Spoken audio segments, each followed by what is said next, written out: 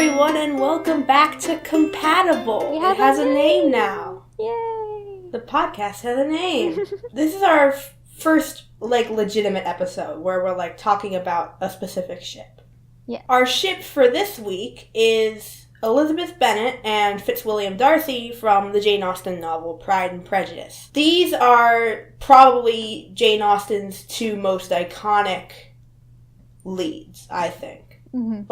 Even if you've never heard of Jane Austen, you've probably heard at least about Mr. Darcy. Yeah. Let's just do a sort of timeline of what happens in Pride and Prejudice, I guess, and how this romance happens. Elizabeth and Mr. Darcy meet at a party, someone's party. And at this party, Lizzie's sister Jane and Darcy's friend Bingley are, super into each other. Yeah. Everyone's like, oh, Lizzie, Jane and Bingley are spending so much time together. You and Darcy should hang out, too, just so that you're not, wallflowers at this party. And she's like, no. And also at this party, Lizzie overhears Darcy being, kind of rude about her. And Bingley's like, hey, Darcy, you should dance with the lady here.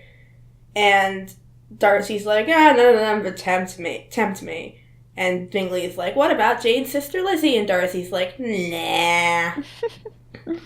Oh, how dashing and charming. Yeah, what a great guy. During, Jane and Bingley's courtship, it kind of, forces Lizzie and Darcy to, spend time together. And it goes as well as could be expected. Basically, Darcy, falls in love with Lizzie. Lizzie is not interested at first. And then, at some point, Darcy professes his love for her. And she's like, ew, you're gross. I don't like you. Why is this happening? But then Darcy and Lizzie, actually do spend some quality time together and do some, actual bonding and actually get into each other. And so by the end of the book, Lizzie reciprocates Darcy's feelings and they're getting married. Yay. There's also a whole bunch of other plot stuff, but we won't get into that. One thing I think that's really interesting about the Elizabeth and Darcy ship is the fact that it really is one of the models for the enemies to lovers ship. Yes. They start off and they really dislike each other, and then Darcy falls for Lizzie, and then Lizzie falls for Darcy as well. And everything just kind of goes full circle. But then we haven't really mentioned Wickham. Yeah, okay, so Wickham is a guy who Lizzie is interested in at first. And Wickham tells Lizzie, oh, Darcy totally screwed me over when we were younger and, kept me from my inheritance. That just, gives Lizzie another reason to hate on Darcy. However, it turns out that Wickham was totally lying, and the whole story is that Wickham was, messing with Darcy's little sister, and, I forget exactly what it was. Did he propose to Georgiana? They nearly eloped. And which would have been pretty darn scandalous for Georgiana, Darcy's little sister. Yeah. Wickham is presented at first as, the nice guy. Yeah. Wickham is the guy who Lizzie is interested in. He's the golden boy. Yeah, he's the golden boy. But it turns out that he is actually not a good human being in the slightest. And it is Darcy who is actually a good human being despite his sort of prickly exterior. Yes. I always used to say when I was little and straight, or when I thought it was straight, that all men can be defined as one of three things. They're either a Bingley, a Darcy, or a Wickham. So they're either good and turn out to be good, which is rare. That's the Bingley. Or they're good and they turned out to be bad. That's a Wickham. Or they're bad and then turned out to be good, which is a Darcy. And does that philosophy hold up for you? Most people who you think are going to be Darcys usually... most people that you think turn out to be Bingleys usually turn out to be Wickhams in the end. Yeah, and some people are just Darcy but not nice after all. Yeah, they're just kind of crappy people. Yeah, so I was doing, some research into the concept of the Mr. Darcy. Because I think that it's really such a staple in our culture, the idea of this, like, romantic hero who seems grumpy and mean at first, but then he turns out to be a really nice guy. And that's just not... That's not really what Darcy is, in my opinion. Who is Darcy to you, then? Well, I mean, basically he has those qualities. He does seem grumpy, and then he is a nice guy. But I think that people, I guess, romanticize the idea of Mr. Darcy. Mm-hmm. In that people say, like, oh, I'm just waiting for my Mr. Darcy. And it's like, if you're waiting for your Mr. Darcy, you won't know it's your Mr. Darcy at first, because you'll hate him. Yeah. This is not the goal here. This is not the dream romance. Yeah. It's kind of a nightmare romance. Yeah, because it's just like a whole bunch of, like, confusion and miscommunication, and you don't want to have to go through that. Yeah. Wait for your Bingley. Jeez. Except a guy with, like, a more strong will than Bingley. Yes. More conviction. But yeah, definitely I think that one of the problems with, like, romanticizing Darcy is that people get the wrong idea about what women think when they read something like Pride and Prejudice and are interested in the Mr. Darcy idea. That whole sentence, like, went off the rails. I don't even know what I was saying. Yeah. Here's a question, though. Mm-hmm. Which Bennet sister are you? Which Bennet sister am I? Oh, God. I mean, probably Mary. Yeah. I feel like we're all... The reason that we're...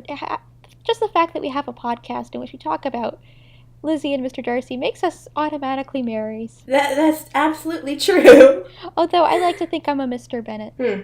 You know. Yeah, I can see that. Just, you know, stupid and doesn't know about counting and deals with overbearing people very well. So I found a quote that I find really interesting about this whole idea of the Mr. Darcy. Mm-hmm. And the reason that people are attracted to him. And it's from Jane Ann Krentz in the book Dangerous Men and Adventurous Women, Romance Writers on the Appeal of Romance. Ooh, sounds saucy. And the quote is, in the romance novels, the woman always wins. With courage, intelligence, and gentleness, she brings the most dangerous creature on earth, the human male, to his knees. More than that, she forces him to acknowledge her power as a woman. And I think that definitely applies to the Lizzie and Darcy situation. I have a Toast article here about Darcy and the Byronic hero, and how he's kind of like, you know that he's gonna be a dick, but, like, that's the whole point. Because he's like... Yeah, like... He's rebellion light. Yeah, like, the point of Darcy is that he changes. Yes. And he changes for the better. And I think that that's something that people forget when they think about Mr. Darcy. Like, when people say, I'm waiting for Mr. Darcy, you should more logically say, I'm waiting for my end of the book, Mr. Darcy. Yes. I'm going to skip to the end. Rather than my beginning of the book, Mr. Darcy. Yes.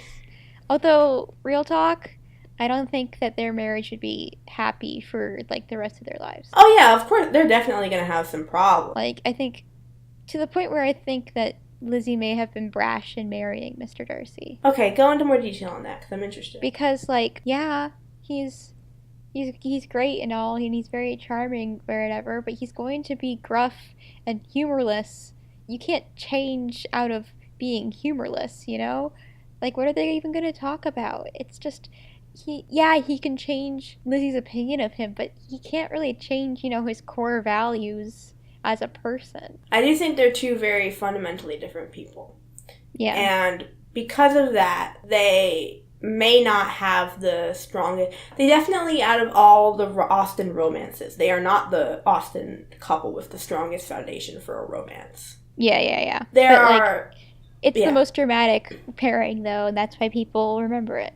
Yeah, it's definitely one of the most, like, I guess, passionate. Romantic with a capital R. Yeah. Like, of the romance era. Now, my exposure to Pride and Prejudice. I read the book when I was younger, but my major adaptation exposure was Lizzie Bennet Diaries. Surprise, surprise.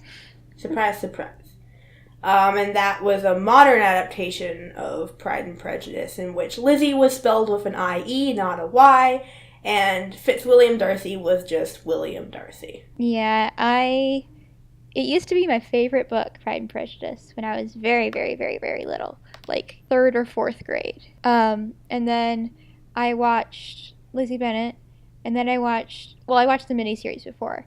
And then Bride and Prejudice came out, and I was like, it's Pride and Prejudice, but it's a musical. So naturally, that one stuck out with me a lot. And but now I have opinions, and I think that the miniseries is the best. Just for the sake of Jennifer L. and Colin Firth. I think one thing that some adaptations get wrong is, like, they kind of soften Lizzie at the end. Yes. I feel like in a lot of adaptations, she, like, loses some of that hard edge that makes her so appealing. She's like, I have the man now. I am now in wife mode. Well, not even necessarily that. I feel as though one of the, like, most important things about the Lizzie and Darcy relationship is that it's Darcy who changes himself, at least a bit, and kind of feels the need to prove himself to her. Yep. And not really the other way around. In the book, definitely, Lizzie never really has to prove herself to Darcy. Which is the whole thing about women having the power. Of course, like, Lizzie feels bad that, like, she was rude to him when she didn't have as much reason to be rude to him as she thought she did. But she never really, like, says, I'm sorry for the way I behaved to you and stuff like that. Yeah. And every time that I think of, these sort of tortured heroes, I think very much of Mr. Darcy. Like, freaking Augustus Waters is a Mr. Darcy type, even though he was liked from the get-go because, he's tortured. He's tortured and he's standoffish, and sometimes that can come off as rude, but he's beautiful, those kind of people. Yeah, but the thing is, like, it's not like Darcy has some kind of haunting past, Yeah, he's not tortured in as much as he's just mysterious. He's just a grumpy cat. Yeah. Like what you said about Augustus Waters, like, at least Augustus, like, has reason to, like, be kind of sad. He has cancer. Yeah. Darcy doesn't have that excuse. Yeah. Or, Edward Cullen. He's a pretty boy who is moody a lot and grumpy a lot. Because he's a vampire. Even he, though, has a little bit of a reason because, like, he is a vampire. Yeah, like, that's a bad situation. Darcy is, like, he is, it's like 5,000 a year, whatever that means. Yeah, would you feel better if Darcy had some terrible past? I don't know. I think it's a complicated question, because if he had a terrible past, I like that he is just a grumpy grump, Yeah. But I think that people forget that that's just, like, he's a grump, and that's basically it, and there's no, like, tortured past or, like, reason why. Yeah, that's just, like, who he is. He's a stoic, he's a grump. I've said grump so many times. Well, that makes me feel worse, because, like, if that's just who he is, he can't just, like, change that, I find it harder to believe that he's just better, because he has Lizzie. Yeah. But if it was, like, some trauma he went through, and having Lizzie around, actively heals that trauma, then I'd find it more justified that that he would be over that. And it's not just what kind of a person he is. I don't know. I think that there are definitely reasons for Lizzie to like Darcy. Like, he does some things during the novel that I understand would make her see him in a positive light. And I do like I do think that, like, two fundamentally very different people can have a relationship together. Oh, yeah, definitely. Yeah, I don't know where I was going with that. I don't know if these two people can. We like to think that they will.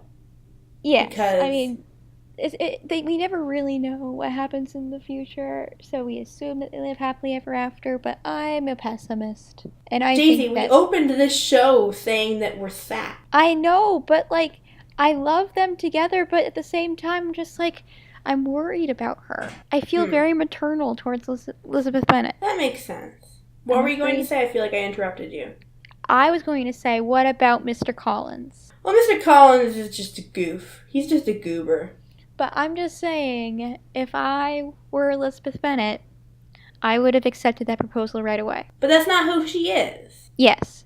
She's not that kind of a person, but it's not that she's not that kind of a person because she's like, I'm going to marry for love or whatever. It's that kind of person, like, he won't respect who I am. Wait, which were you saying that she is? She's not going to be like, I'm going to marry for love. It's more than that. She's doing it like it's just, I'm not going to sign myself up for that terrible life to solve my family's problems. It's more than just, I don't love him, though, you know? Yeah, I know. But it would have been, like, that was totally a feasible choice. And I disagreed when she said no. See, blah. I do not think she should have accepted Collins' proposal because I'm a sap and I want her to marry for love. Yes, as a pragmatist. I could have just been like, yes, get that cha-chang, because you don't know who's gonna propose next. This could be it. That might just be my inner Mrs. Bennet. Oh no, am I actually Mrs. Bennet? I think you are, Daisy. Oh no. Oh, this is worse than I realized I was a Gryffindor. So let's see, I played devil. Have I played devil's advocate? And why didn't Wickham propose? I'm so mad about this. Yeah, that's always an interesting question. Like, was Wickham as into Lizzie as Lizzie was into Wickham? I mean, are girls like Lizzie ever truly... are boys like Wickham ever truly into girls like Lizzie as much as girls like Lizzie are into boys like Wickham? To be honest. Expand on that. Because, like, Wickham was very pretty. He was a very pretty boy, and he knew that, and he used that to his advantage. So when he showed some favor to Lizzie, she's obviously like, holy cow, I'm overwhelmed with this. And then she was basically in the palm of his hand, and he was allowed to shape her own opinion of Darcy further than it already was. Yeah. And he could manipulate her like that. And I'm just like, because she felt indebted to him for some reason. You know? That's the worst. Ugh. I hate that feeling in relationships. Yeah. Like, I mean, I would have married the first proposal I got in that time because otherwise I would have starved, and I don't want to do that. Yeah. But the thing is, this isn't supposed to be realistic necessarily. Yes, it's supposed to be a fantasy. It's a romance novel. I know, but I want to analyze it, Jules. I want to analyze it. Yeah. But I think that it's like, this is a show that we're doing about love. I know. And I think it's important to think more. Well, I'm not criticizing you. I know. But, like, the point of these two, at least I think the way that Jane Austen wrote it, was that they fall in love. And it's adorable. Yeah. They are, as much as, like, I could be critical of the relationship, I think that they would work very well together. Sometimes, Daisy, you just gotta take it at face value and just go, you know what, they get married, and Bingley and Jane get married too, and it's beautiful and wonderful, and love is real. Yeah. I mean, because if Elizabeth can fall in love with Mr. Darcy, then anyone can fall in love with anyone. Yeah. Yeah. Even if you're a grump. Even if you're a grump, you can still be loved. Yeah. Especially if you're a cat, then you'll be loved especially and get an agent and become a celebrity. And get a movie. And get a movie with Aubrey Plaza. Yeah. Darcy's got a bunch of movies. He's the OG grumpy cat. Yes. Fitzwilliam Darcy is the OG grumpy cat. That's the takeaway. That's the summary of this episode. He's a grump, but we love him. He's a grump, but he's a rich grump, and he's a rich, lovable grump. Just like Grumpy Cat. Mm-hmm. Yeah, Grumpy Cat's rich, too. The parallels here are astounding. We should get started on our adaptation. I think that there is a meme of Darcy from Lizzie Bennet Diaries with, like, Grumpy Cat words on it or something. Good. Speaking of Lizzie Bennet Diaries, Darcy. Can we go through and rank Darcy's? Okay, to be fair, I have not seen all of the adaptations. I will fill in what you don't know. Okay. Who's number one in your opinion? Colin Firth. He's Colin Firth. Okay.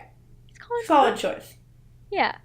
And then, I mean, I was in, like, the Pride and Prejudice tag on Tumblr, like, looking for GIFs to post to our Twitter. Dude, there were so many GIFs of him in, like, the wet shirt. The wet shirt. You know what? I may not understand a lot of things about heterosexuality, but I understand that wet shirt. It's like when... Okay, so he is first. And then I guess the guy with the eyebrows in the 95 movie would be next. I mean, the 2005 movie. Because, you know, he does say most ardently, you know, very nicely. Yeah, most ardently. Yes. I said that completely wrong. Yes. And he has a nice earnest look about him when he goes... And he... like, lifts his eyebrows up and does a little pouty face. And also, that freaking... all the hand-holding in that movie is just like... Oof. Dang. It's... Ooh. Fan self. Oh, boy. Hand-holding.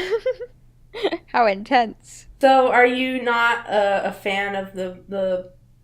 What's his name? The Lizzie Bennet guy? He's great. He doesn't have as much depth as the others. I think part of that is because he doesn't show up until halfway through the whole thing. Yes, and it's also because, you know, it's a modern adaptation, so him acting that way isn't justified by the time period. Yeah. Which is an issue that a lot of modern day adaptations have, and they can't really get around. Bride and Prejudice has a, how would I describe this? Owen Wilson-y Darcy. He's very Owen Wilson. Wow. No, Jules. Don't wow this. Wow. He's very blonde, and he's more culturally inept. See, I could never imagine a blonde Darcy. Yeah, it's so weird. He's just... That makes no sense to me at all. He's got this, like, he's very, like, 2007 Tom Cruise sort of vibe to him. Or he's just God, like, imagine if Tom Cruise played Darcy. If Tom Cruise played Darcy, you couldn't find a way to love them. You couldn't. Yeah, that wouldn't work. He's got the whole thing with him is that he uses his richness a lot. He's like, oh, I'm here buying hotels. I'm gonna swap seats with your mom on this 13-hour flight so that she can be in first class and I can sit next to you when you're sweaty and gross and have to sit in the same seat for 13 hours. That's romantic. That's not romantic because you're forcing her to sit next to you. Yeah, you're kind of... That's some Christian Grey shit. I guess parallels could be drawn between Christian Grey and Mr. Darcy, but I'm not going to draw them. I mean, Christian Grey is Edward Cullen, and you could draw a parallel. But, like, I don't want to. Edward Cullen is what would happen if Lizzie Bennet had zero character to herself. Yeah. Then she would fall for... No. But Pride and Prejudice is very good other than Darcy. Everyone else is amazing in it. Gigi's played by Rory Gilmore. Ooh. Yeah. And everyone else are like amazing Bollywood stars. And they even keep the little gag with Mary playing the piano for much longer than anybody wants her to. They changed That's great. they change it into her doing this cobra dance and like getting in everybody's faces. It's so good. It's so cute. That's great. And then Mr. Collins is like obsessed with America, and so Charlotte moves to America with him, and they have this amazing house. And I'm just like, girl, you get that? You deserve that life. I have feelings about Charlotte Lucas. Charlotte Lucas is she deserves the world. Yes. I want a spin-off book. If Jane Austen had written... I'm sure it's been written. Someone has written a book about Charlotte Lucas. Yes, and how she has many affairs that her husband is cool with, and they live a great life together as friends, while she has multiple lovers. Honestly, where's the adaptation where freaking Charlotte and Collins are both gay and they're just like each other's beards? Oh my gosh. Oh, music to my freaking ears. That's what I want. That would be so great. And like they start dating their neighbors, like on each side. It'd be so cute. Mm-hmm. Oh. So on that completely not talking about Elizabeth and Darcy note. Elizabeth and Darcy are great. I know I give them a hard time because, Darcy's a grump and I don't like grumps. But you know what? Lizzie, if anyone can make a grump not a grump, it's Lizzie. Well, here's the thing. Lizzie makes Darcy a better person. Does Darcy make Lizzie a better person? I feel like Darcy grounds Lizzie. That's true. Because Lizzie is very practical. But she can also be very sharp-tongued. Yeah. I say that like Mr. Collins, but you know what I mean? Yeah. She could be sassy when it's not socially appropriate. And I feel like Darcy would be able to smooth talk his way out of any situation that Lizzie gets them in. I think he can chill her out. Yeah. See, they are compatible. Yeah. Come on, Daisy. I know. Do we have any final thoughts on the Elizabeth Bennet and Fitzwilliam Darcy relationship? It's great. It's very good. I think... Do you think it's one of Jane Austen's best? It's not my favorite Jane Austen relationship, but it's like... Okay, there are like, what, 7? Yeah, because there's like... We're doing 7 Jane Austen episodes. All right. It's like... number 3 or 4, maybe. Yeah, I would think so. I think it's a very middle of the road. It's not like supremely amazing, but it's not, you know who I'm talking about when I say it's not them. I'm not sure I do. I'm not sure I know which is your favorite. At least they aren't related. Well, that's your least favorite. Yes. That's everyone's least favorite. Yes, at least they're not that. But I'll be curious to find out which is your... Don't tell me. I won't. I'll be curious to find out which is your favorite Austen ship, because there's 2 I think it might be. Mm-hmm. Do I know yours? I don't think I do. I mean, dude, I made a show. I know you did. Trust me, I was there. Oh boy, that's going to be a great episode. Anyways, audience, getting the audience enticed for our giant Jane Austen series, which would be the next 7 weeks. Yeah, should be. We're going to do 2 episodes in Sense and Sensibility. Yeah, because that's really got 2 main ships. And they're both beautiful, unique orchids. And then... Okay. Yeah. All right. Thank you all for listening. Yes. Join us next week. And have a lovely day.